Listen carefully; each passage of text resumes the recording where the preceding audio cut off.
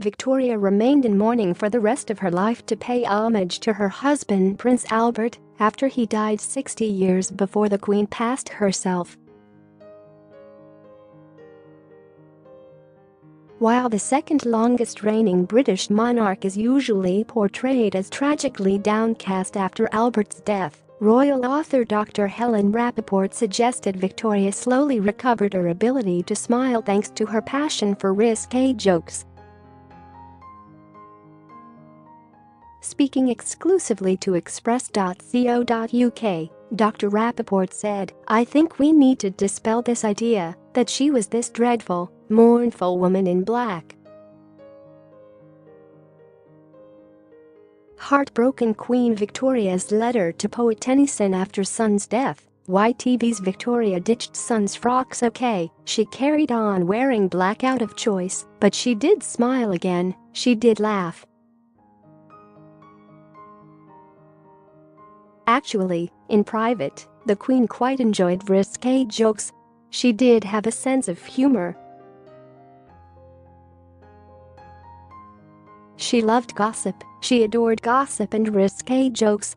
The British author, who discussed the relationship between Victoria and Albert before and after his death in the book Magnificent Obsession, Victoria, Albert, and the Death That Changed the British Monarchy, suggested the Queen's German roots may have helped her develop her bawdy side. She continued, she was, by birth, a full-blooded Hanoverian, so there was under the surface quite a strong, passionate, sexual nature. Read more. Queen Victoria's last days with Prince Albert. Personal photo album reveals royal life. She wasn't altogether this terrible prude. The prude was Albert. Albert was the prude. He was terrified of sexual scandal and letting anyone near the monarchy who was in any way sexually dubious. This sense of Victorian narrow-mindedness and prudery, a lot of it comes from Albert. Following the death of Prince Albert, the Queen retreated from public life for a long mourning period, and her 9 children to the German prince had to beg Victoria to resume her official duties.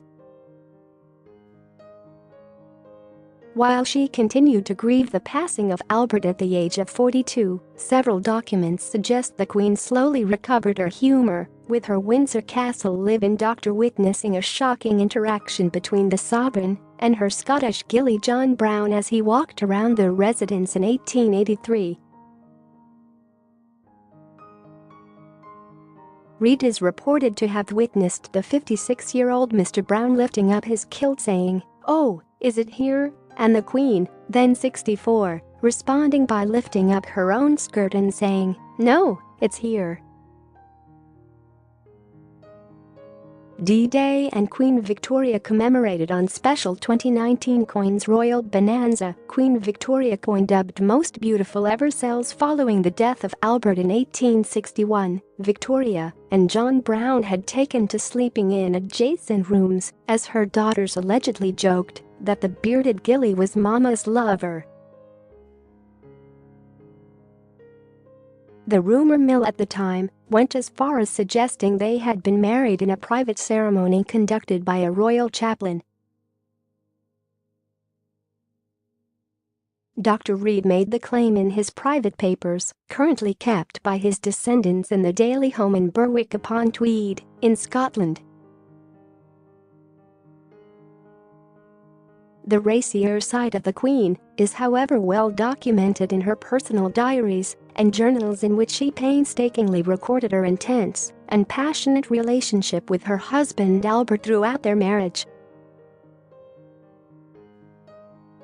Writing after their wedding night, Victoria said, "It was a gratifying and bewildering experience. I never spent such an evening.